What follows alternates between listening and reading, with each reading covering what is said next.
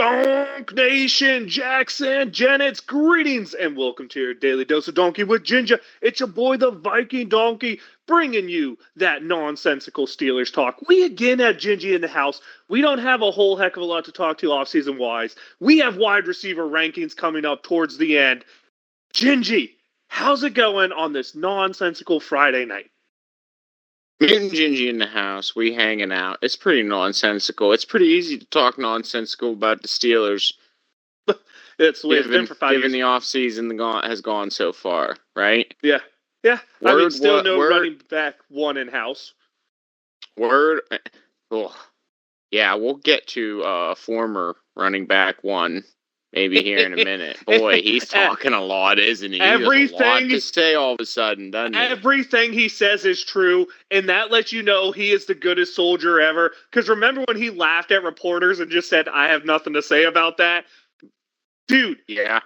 That guy's ability to hold back in the moment, saying what needs to be said, was top notch. He is say what you want about Najee. He is a professional, exactly. Absolutely. To the T. That Absolutely. dude was a professional to the T. I wish him nothing but the best out there. He wasn't what we needed at the time we had him. So I have no ill will towards him, but dude, tell me he isn't telling the truth, Gingy. Tell me that this team's had an identity on offense any of the last 4 years. Yeah, no, it really hasn't. They're a running football team that can't run the ball. Like, that's not an identity. No. But I want to get really nonsensical, Gingy, right off the start. We trade for DK Metcalf. We pay him a boatload of money. We have 2 wide receivers, and now I hear George Pickens on the trading block. Make it make sense, dude. Talk about nonsensical as trading for a receiver so you finally have 2, and then trading the other one of your 2. Make it make sense, Gingy. Please tell me these rumors are just crazy people off-season talk. I think you need 2 in today's NFL, don't you? Is there a team 3 that's successful on offense that doesn't have 2? Depends on how you view Baltimore's number 2 wide receivers. But honestly, I think between Bateman and the guys they threw out there, they had a lot better than what we had, right? You need a guy who can at least be a 700-yard secondary receiver type of guy, at least one of them, if not 2 of them, to be successful in the modern NFL. Like, I guess the closest you could argue was, well, Kansas City didn't have a true number 1, but they had like 6 number 2s. But they have Patrick Mahomes, so I don't know. Do tight ends like Kelsey count as a... Okay. That counts. That counts in the modern NFL. Does Kelsey count? Okay. If a top-tier tight end counts, then I can't think of a team now. I mean, what are you talking about? Yeah, easily a 700-yard guy, right? Yeah, like, not... a step in terms of tight ends, a step above Pat Freiermuth. Okay, so probably the top 5 guys ending at like TJ Hawkinson. Okay, like TJ Hawkinson's the bottom of the guys I would say qualify in that list. But I'd say at least a 700-yard guy, and if you have a 700-yard guy, you have to have a 500-yard guy behind that, right? Like, you have to have those 2 pieces mixed together for it to really, be true options. So a top-tier guy and then a 700, 500-yard guy, where the Steelers have like a 700-yard guy and that's it, right? Right. Pretty much that's where we're at. Yeah. So I don't know, man. I hear that. Ironically, the Steelers signed Jeremiah Moon back to the team, who, by the way, I think is better than the other guy we signed from Baltimore, who we're paying a bunch of money to in Harrison, or whatever the heck his name is. Good to see him come back. I like Moon as a depth piece. I like him as that 4th linebacker. And he who shall not be named, which he earned back when he absolutely dropped the fake punt. He's back, and I kind of like these. These are solid NFL players that you should be signing to fill out the roster, in my opinion. I'd like to see some more upside guys be signed to contracts, but these are the type of core guys who you want on your team because they do their job, albeit end of roster special teams, and they do it well. I would just like to see some more talent brought in, Gingy, and not just these back end of roster guys. We also signed some defensive end from New England who seems like he produced about the same way Larry Ogunjobi did last year, so our defensive line's looking much the same now. sustainable, right? Yeah, Not outstanding. He can play on an NFL field and you won't feel terrible, but at the same time, he ain't going to do nothing to win you a game. What? So he's like replacement for Preston? I assume he's a 1-for-1 for Ogunjobi because they both had about the same amount of snaps last year. And if you're a PFF lover, this guy graded out slightly better than Ogunjobi did. But let's be honest, Ogunjobi had his worst year as a Steeler, and this guy has never shown that upside potential. But I'd say he's essentially a straight 1-for-1 replacement to what Ogunjobi was last year. Okay. Well, we definitely need that up there. Definitely need a D-line depth. And Preston Smith, man, we never even played him, so I don't even know what to rate him as. Like, do you rate him as the good years he had in Green Bay, the mediocre year he had in Minnesota, or the terrible year he had last year between Minnesota and Pittsburgh? So, honestly, losing that guy is, I mean, he didn't fit our scheme. He didn't really do that. And I think the Steelers also signed some lanky 6'6", 280-pound defensive end. And I'm just sitting here going, dude, we already have DeMarvin Leal, and he already doesn't fit a 3-4 system. Why are we signing more of these dudes who don't fit? Gingy, this is where I get confused. Omar Khan knows we run a 3-4, right? That's right. Okay, why the hell does he keep signing 4-3 defensive ends? He does know there's a difference between a 4-3 defensive end and a 3-4 defensive tackle, right? He knows there's a big difference there.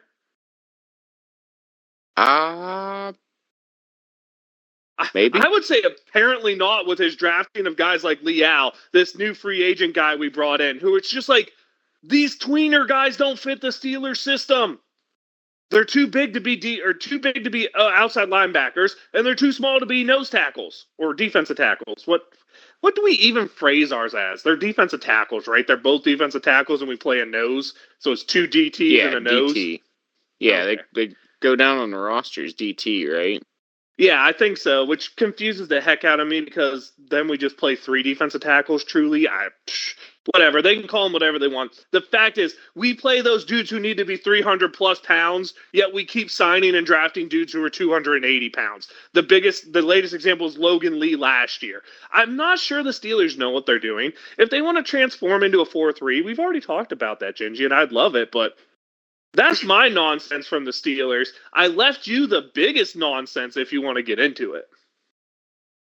We're talking about Aaron Rodgers in the building. In the building!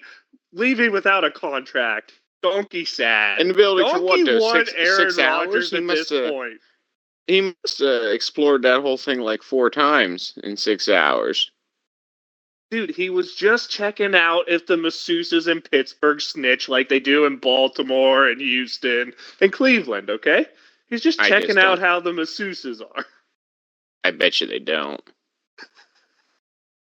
That's because they're man, dude. Pittsburgh, we ain't got no cheerleaders. There ain't no female masseuses. Are you kidding me? Pittsburgh's all That's man, not the Steelers' dude. way. Not the Steelers' way. Standard is the standard, baby. Ah, boy. What are you going to do, Donkey? 6 hours? That's what they say when they walk in. See, this is where we start talking about, this is where our show's made in nonsensical land. This time of the off season where you got news on guys in buildings and stuff. Man, Aaron Rodgers is probably getting quite a jolly off of holding the Giants and the Steelers hostage right now. Is this ultimately going to lead to a reunion with Russell Wilson if this falls through? God, please no. I'm just saying. Don't. At least let me have my second vote of fun. At least let me get Jameis Winston, man. At least let me have fun this year. Okay? I want fun, man. I don't care if it's a bad year. I don't care if it's a good year, Gingy. It's been 6 years of nothingness. I just want a fun year, man. I don't know if that's what's in your future, Donkey. Yeah, let's get a boring Russell Wilson, go 10-7, and get blown out in the playoffs again. Yippee! After we trade George Pickens so that DK Metcalf's the only receiver on the team. But it's okay, because we're going to sign up some washed-up guy like Tyler Lockett to be wide receiver number 2, and they're going to tell me how, don't worry, man, This is what it's about, okay? Dollar bill, yo, because that's the Steeler way, okay? We're really going to go Warren Gainwell at 1-2. Dude, we will not have a running back healthy by week 6 if that's what we do. Well, I mean, do you think that's the plan? I hope not, because Gainwell coming sucks, in? dude. I'm going to tell you right now, if Gainwell makes this roster, either one, he recaptured some of the glory he had from 4 years ago. Because watch him last year in Philly, he was slow. He either regained some of the glory he had from like 4 years ago, or we're screwed. Because we're going to be a run-first team no matter who we bring in. We need to have a capable running back. I don't know who you look to. I don't particularly like any of these draft picks. I'm sure there are some that can work out well. When I do a deeper dive, I'm sure I'll find some running backs I'm really into. Like, I take that back. I love Cam Scatterbo, but he's going to be drafted way too freaking early, right? Scatterbo in the 4th round is what I would love. That's not going to happen. But, I don't know. I mean, I think we double dip in running back in the draft right now, or a guy like J.K. Dobbins, right? You pray one of these oft injured running backs stays healthy, type of deals. Not a great way to build, but I think you sign a injured veteran like J.K. Dobbins, right? Because there are a couple other ones out there. I think Madison might still be available. There's a couple out there, and then you double dip at running back in the draft, right? Okay. Okay, then, yeah. Well, I was going to say, if you're going to try to solve the problem by no running backs by week 6, though, I don't know if Dobbins is going to solve that problem. No, that's why I still think you have to double dip in rookies. I don't know. Maybe one of those guys that they signed into a futures contract they really have a liking to. None of them look good to me. My biggest problem is you're setting up now where you have to draft running back. But we still have glaring holes on offensive and defensive line. I know the Steelers don't think that way. But, dude, can you tell me who's going to start at left guard, left tackle, right tackle, or center if any of them get hurt? No. I can't tell you either. And on the defensive line, man, we're one injury away from seeing recently brought back my favorite guy to talk about because his first career sack is when he was 7 yards away from the quarterback and the guy ran out of bounds. I believe it was Baker Mayfield ran out of bounds. Isaiah Loudermilk, dude. We are one injury away from seeing Isaiah frickin' Loudermilk as a starting defensive tackle. The only spot on the line we have depth is nose tackle. I will say Montravis Adams is a great depth piece behind Keanu Benton. But the real question here is, after Benton's year last year, Gingy, do we even have a starter who's starter capable at nose tackle, or do we have 2 good backups? Ooh, that's a good question. I'm not trying to be mean. Donkey. You know I love Benton. I thought his rookie year was great, but man, we have to be honest here. He sucked last year. I don't know if he sucked, Donkey. He did? He sucked? Montravis Adams, the year he was a starter, was a better starter than Keanu Benton was last year. Now, you can take that how you want. If you think Montravis Adams, when he was a starter 2 years ago, was good enough, cool. Personally, dude, when you're the nose of a 3-4, you have to be able to stuff the run. The reason the Steelers struggled against good teams is Benton got blown off the line. Specifically, both Baltimore games and the Kansas City game. He actually even got blown off the line, though the Chiefs didn't run the ball very well. Benton really got you can't have a nose who's getting manhandled in those big physical matchups, right? That's where my problem is. Yeah, I know. I don't know if he even had a sack last year, which is what his show part was as a rookie, was he was explosive to the quarterback. He didn't show it last year. You really need the right personnel to run that 3-4 defense. And you really got to scheme differently than every other team around you. Like, the players that you're getting are not going to look like the players the other teams are getting when you're running 3-4, right? You need that big nose, big guys up front to stop the run, right? I think Baltimore might be in a spot you can run on them this year. Dameon Pierce just retired, their big nose tackle, 370 pounds of him. If you guys remember, he was probably one of my favorite highlights of last year with the fat man interception, and he started running, and then he just slid because he's like, oh, hell no. Because he wasn't running no more. Man, that was That was just great, man. It made me happy. I absolutely enjoyed everything about that play. Maybe Baltimore's now in a struggle spot there. There's some draft prospects worth looking into. We'll get to that closer to the draft. But, Gingy, any Steelers roster news you want to talk about with, Aaron Rodgers, A-Rod leaving without a contract? Don't you dare talk to me about Russell Wilson, just so we're clear. Don't you put that on me, all right? No. Donkey want to have fun this year, man. Grand reunion. And I'm not saying Aaron Rodgers is any better than Russell Wilson before people jump on me on that. But I've seen Russell Wilson in this offense. No, thank you. There is that slim chance. I'll call it like a 10% chance, right? There's like a 10% chance that Aaron Rodgers finds magic in the bottle for one last year. Hell, I would take Joe Flacco at this point because watching Statue Joe, by the way, I think Mason Rudolph would win the starting job then. But could you imagine watching Statue Joe behind our offensive line if they don't improve? It'd be like the butt whoopings he used to get when Pittsburgh played Baltimore, dude, every week. Yeah, that can't happen. We don't have the line for that, Donkey. Yeah, every quarterback we're bringing in is a stationary statue. Oof, we got to make some moves, Donkey, here pretty quick. Hey, so fun side note, the guy I've been talking about as I want the Steelers to look at, they hosted for a pre-draft dinner, Jalen Monroe, maybe. It's not going to work out if we do draft him because I just have that kind of luck of guys I want going to my team never succeeding. Brian St. Pierre, I'm looking at you. Kenny Pickett, I'm looking at you, by the way. Last two quarterbacks I really wanted that ended up on the team I wanted them to end up on. I guess St. Pierre for a 6th-round pick had a pretty good backup career, so maybe not throw shade at him. But Jalen Monroe coming in for a pre-draft visit, Gingy. Let's go! Jackson Dart, all right. I'll take your word for it, Donkey. Athletic dude, big arm.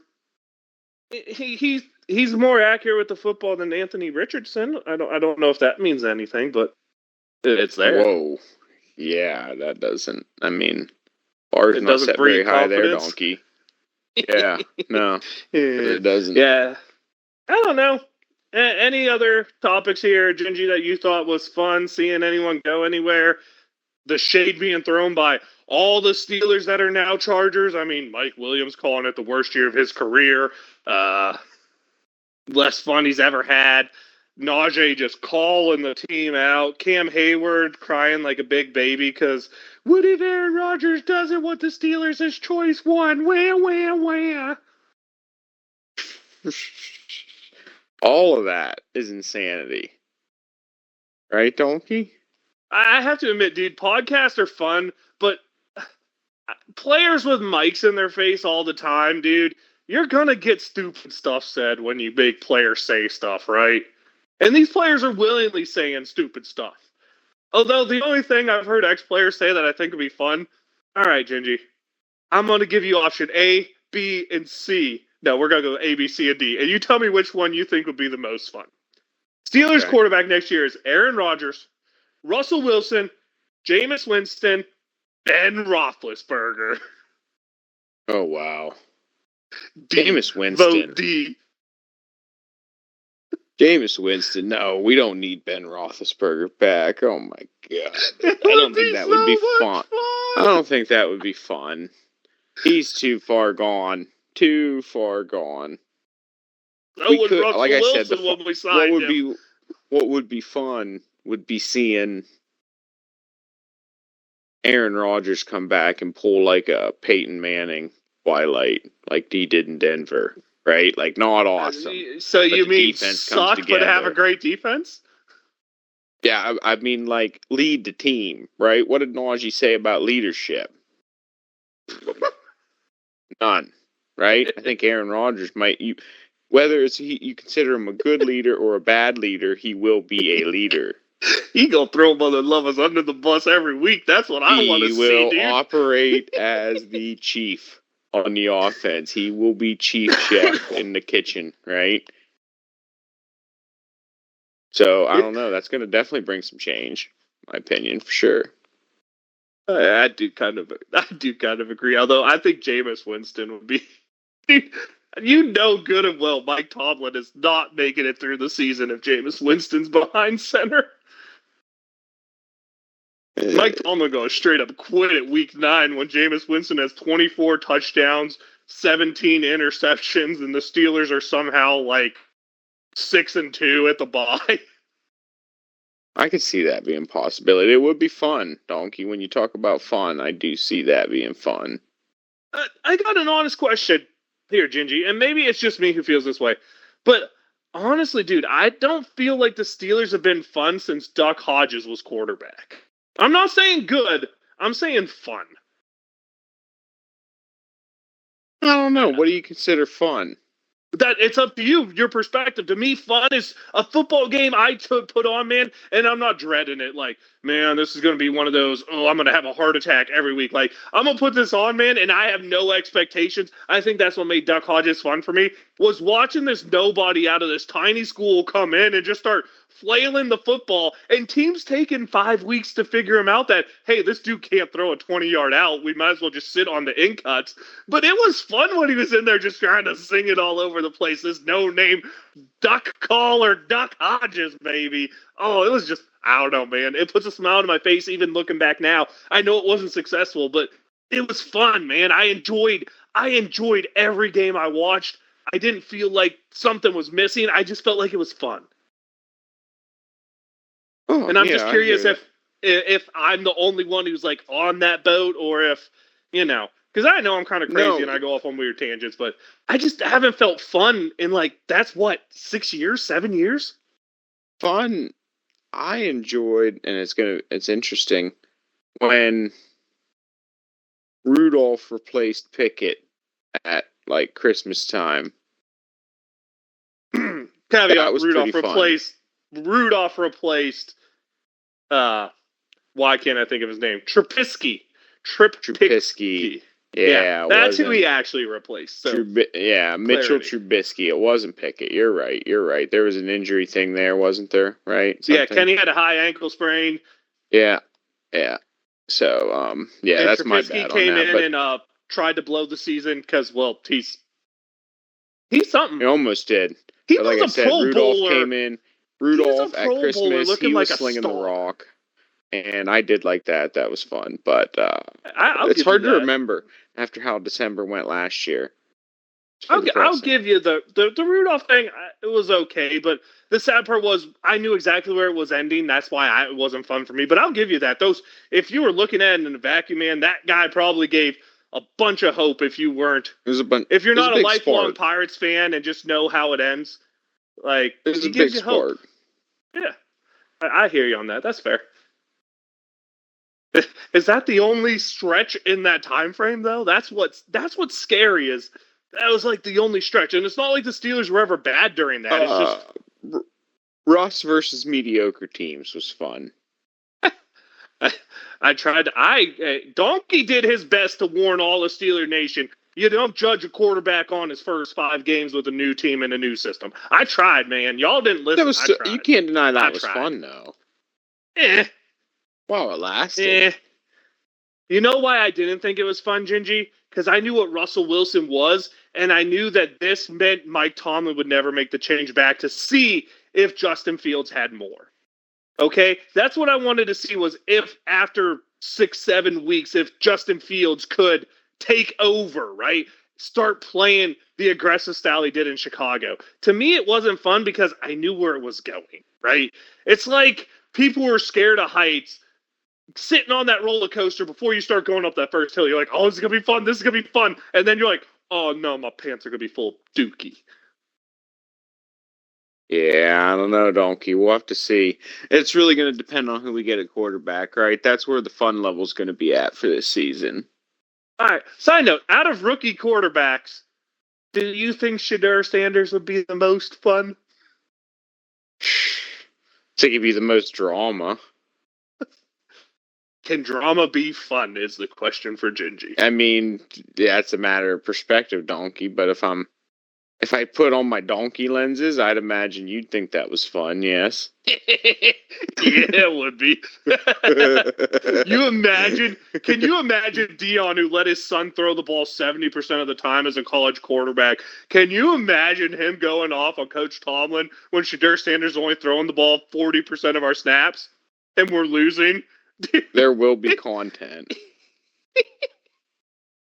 It's gonna be great. Yeah, there will be content. Personally, by the way, with that. don't want anything to do with that kid.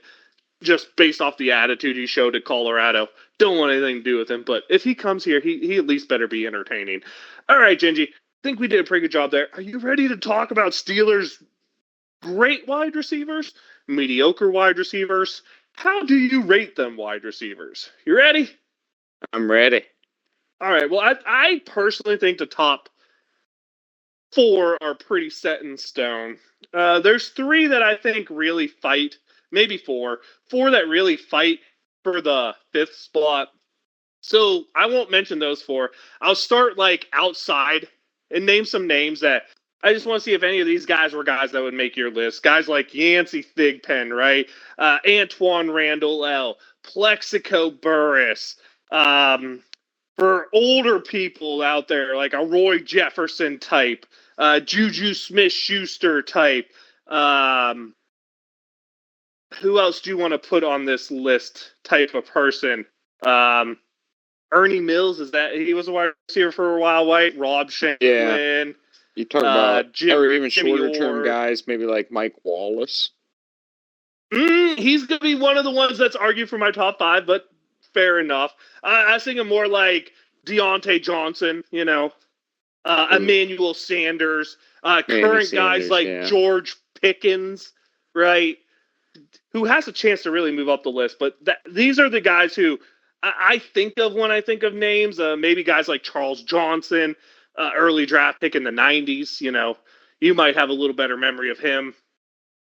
Guys who did a good job as Steelers wide receivers, but just don't have that spot in the grand pantheon of amazing wide receivers, right? Any of those names I said that you think should be up higher, Gingy? Yes, no, maybe so. Did I lose you? Oh no, Donkey talking it out by himself. It's okay. Gingy! Okay, we'll keep going here. Hopefully we didn't lose everybody. Hopefully Gingy just having a little setback. But when I get to that, we're here. We're here, Donkey. Okay. When I get to those number five wide receiver, you have guys. Buddy Dial misses the list for me. Mike Wallace misses the list for me, and Louis Lips misses the list for me, just barely, right? And the reason is, dude, Santonio Holmes has that moment for me. He has to be a top 5 wide receiver for that moment, for who I am, where I am, what I grew up in. If you're a 70s person, Louis Lips is definitely the guy who makes it here. If you're pre that, maybe Buddy Dial. If you're, man, I love the explosiveness, Mike Wallace gets a talk because he was absolutely explosive. But for me, number 5 comes in as Santonio Holmes, and it's purely, man, 3-4 good years here, and that Super Bowl moment, Gingy, has to make my list of 5. Absolutely. The Super Bowl moment, immortal. Number 5. He was actually at my number 5 as well.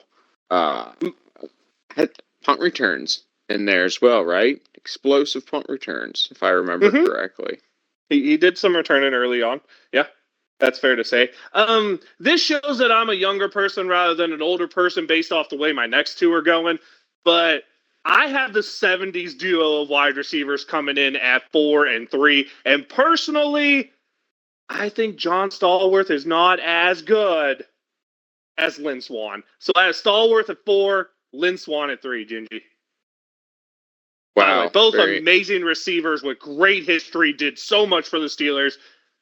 They helped the blonde bomber just throw that ball up there, and they went and made those sweet catches, right? Absolutely, Donkey. It's funny, you can tell we're from the same era, because I actually had the same picks. Stallworth, Swann, 4-3. Absolutely. Just so we're clear here, I think 1, 2, 3, and 4, you can make an argument for any of them at number 1. It's what your perceived value was and what generation you grew up in mostly. Absolutely. It's really what you hard got to see the for most me. of. Gingy, it's so hard for me to put a guy who changed the way a position is allowed to be played not at number one on a list because he was so good at what he did, they had to change the rules of football for him. That, of course, is the Steelers' all-time leading receiver. That is Hines Ward, right? Yeah, like exactly. That dude should be in the Hall of agree. Fame. That dude busted up and is the main reason, just like Mel Blount is the reason why you can't clothesline people or hold, right? Antonio Brown's the reason wide receivers aren't allowed to block. Okay? Because he just murdered people. Or not Antonio Brown.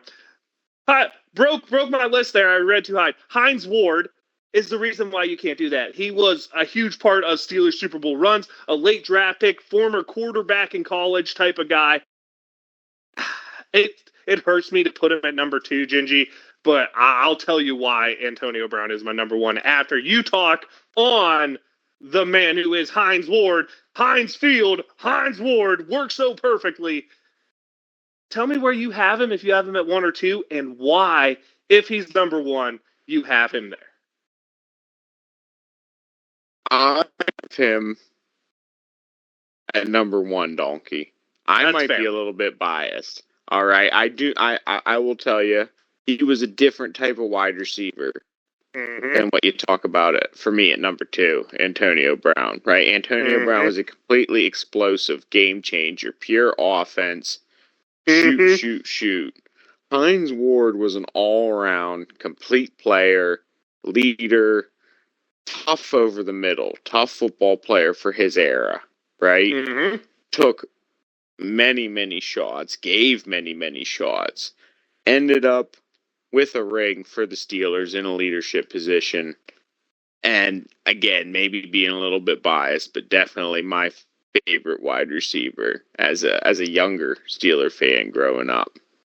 I can't argue with anything. I said that right off the bat. It was so hard for me to put him at number 2.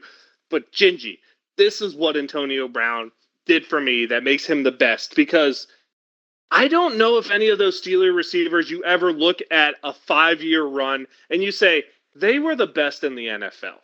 Antonio Brown, there's a 5-year run where his numbers were better than Jerry Rice's over any 5-year run. Like, that's who that guy was. That guy was competing in all sorts of crazy things. He was an undersized 5'10" that even beat double coverage, which is something I've never seen in my life done as well as Antonio Brown did. This dude was the greatest tactician route runner I have ever witnessed in football. Second best wide receiver I ever saw, and that's really depending on which day you get me, because there's 2 guys that I flip-flop above him and below him, and that's Calvin Johnson and Randy Moss. Different type of guys. To me, the second best wide receiver I ever got to watch, because I only got to see old Jerry Rice, and old Jerry Rice was good, but he wasn't great. Antonio Brown, man, was just beautiful to watch. He was such a tough guy. And more importantly, he knocked the Bengals out of the playoffs by getting his head knocked off. And, man, Super Bowl moments are moments, but that freaking Christmas reach play, dude, that is just etched in my mind forever. Antonio Brown was the guy who let the Steelers offense be what it was because every team had to double team him. And by the middle part of his Steelers run, dude, they were triple teaming him and still couldn't stop what he was. He was so great at route running. And maybe even more importantly, he was on Ben Roethlisberger's page, dude. If Ben started scrambling, Antonio Brown knew where to go. He just had that special ability to get open, find the football, catch the football. And I really wish we could have seen what his career had been if he didn't go cuckoo, man. But I have to put AB there because he's just something I've never seen in Pittsburgh. Like, I remember a little bit of Yancey thing blowing open, right? I remember Mike Wallace. I remember the Antoine Randall L's, the Hines Wars. But, Gingy, I don't ever remember watching, and this is just through the whole NFL, I don't ever remember watching a guy who was like Antonio Brown. Absolute offensive weapon. Donkey, without a doubt. Pure wide And receiver. he Spartan kicked a punter in the face on a punt return. That was something special. That's one of those moments. I agree, Donkey. Those are all very convincing arguments. I can't disagree with any of that. But Heinz Ward Other had a teams rule for change sure. made for him, so that's what I'm not gonna lie, dude. Picking number 5 was a hard one for me because there was 4 mediocre options. Dude, picking number 1 was even harder because there was 4 legit studs right there, like 4 guys who probably deserve gold jackets, all of them. Like, but to me, it was. I've only seen some highlights of Swan and Stallworth, and I'll give them this, man. For what I saw in that era, those 2 dudes were phenomenal for what I saw from that era.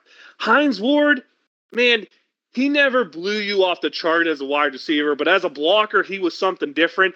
And he was just so steady as a wide receiver. You can't say no. And then you have Antonio Brown, which is just that next level, right? As terms of like wide receiver stuff, like route running, catching. Where do you draw the line, man? Does in the Steelers nation, man, that big physical thing, Heinz Ward should get the Steelers nod.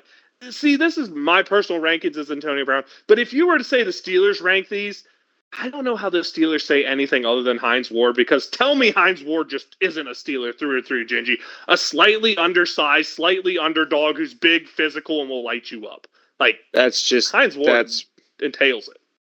Yeah, that is the prototypical Steeler guy from that era, right?